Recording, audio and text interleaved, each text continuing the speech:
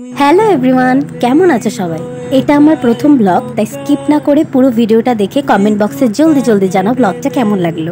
আজ ছিল বাড়িতে ষষ্ঠী পুজো। ষষ্ঠী ঠাকুরের বাহন যেহেতু বিড়াল, তাই মা বলল এবারে ষষ্ঠী পুজোতে আমাদের মাইলোকেও পুজো করবে।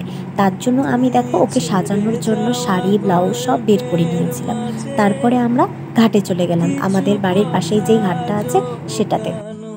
এখানে মাই সব পুজোর নিয়মকানুনগুলো করছিল আর আমি শুধু একটু সাহায্য করে দিচ্ছিলাম। প্রত্যেকবারই ষষ্ঠীর দিনে পুজোর এইসব নিয়মগুলো আমি দেখে আসছি, কিন্তু আমি না কোনোবার বুঝতেই পারি না যে এইসব নিয়মগুলোর মানে কি। তারপর আস্তে আস্তে মা ভাই সবাই দেখি জলে ডুব দিচ্ছে, কিন্তু আমি না জলে ভীষণ ভয় পাই ওদের দেখা দেখি, তাই আমিও একটু জলে ডুব দিতে গিয়েছিলাম, কিন্তু জলে ডুব দিতে তো পারিনি, একটু জল ছিটিয়ে উঠে এসেছি।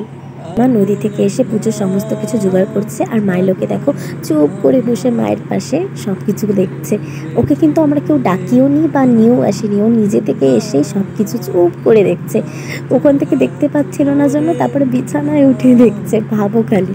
তারপর আমিও স্নান করে পুজো দিয়ে এদিকে রেডি হওয়া স্টার্ট করে দিয়েছিলাম। ওই বেশি কিছু না, হালকা একটু লিপস্টিক লাগিয়ে আর ক্রিম লাগিয়ে চুলটা আঁচড়ে নিয়েছি আর একটা ধোয়া কুর্তি পরে নিয়েছিলাম। আর এদিকে মার ফল কাটাও কমপ্লিট, পুজোর জোগাড় প্রায় শেষের পথেই ছিল।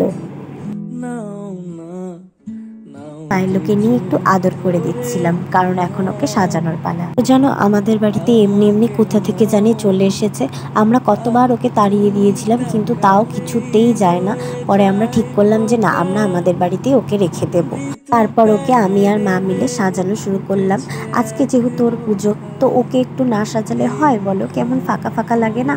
আর ওকে সাজাতে আমাদের এত মজা লাগছিল, কারণ ও চুপ করে এক জায়গায় বসেছিল, জানো তো, একটু নড়েনি। ও মনে হয় বুঝতেই পেরেছিল যে আজকে ওর কিছু একটা আছে।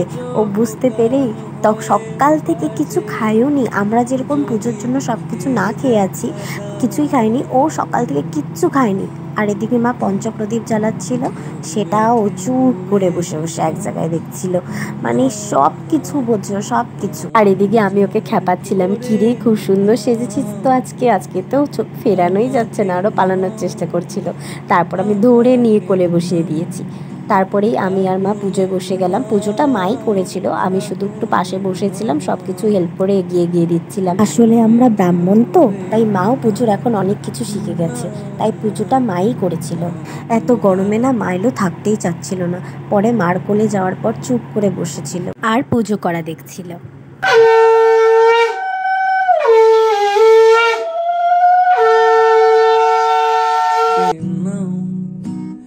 আগুনে নাও ফাগুনে নাও। এরপরে মা এক এক করে আমার হাতে, ভাইয়ের হাতে, সবার হাতে ষষ্ঠীর সুতো বেঁধে দিচ্ছিল। তারপর মাইলোর হাতেও ষষ্ঠীর সুতো বেঁধে দিল।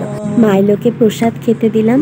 জানো তো, প্রসাদ খেয়েই ও দৌড় মেরেছে ওর বাচ্চাগুলোর কাছে। আসলে ওর শরীরটা খুব একটা ভালো না, তার 2-3 দিন আগেই ওর এই বাচ্চাগুলো দিয়েছে। আর এই বাচ্চাগুলো কত কিউট দেখো। ব্লগটা পুরোটা দেখার জন্য সবাইকে অনেক অনেক ধন্যবাদ। দু চোখ ভরে না।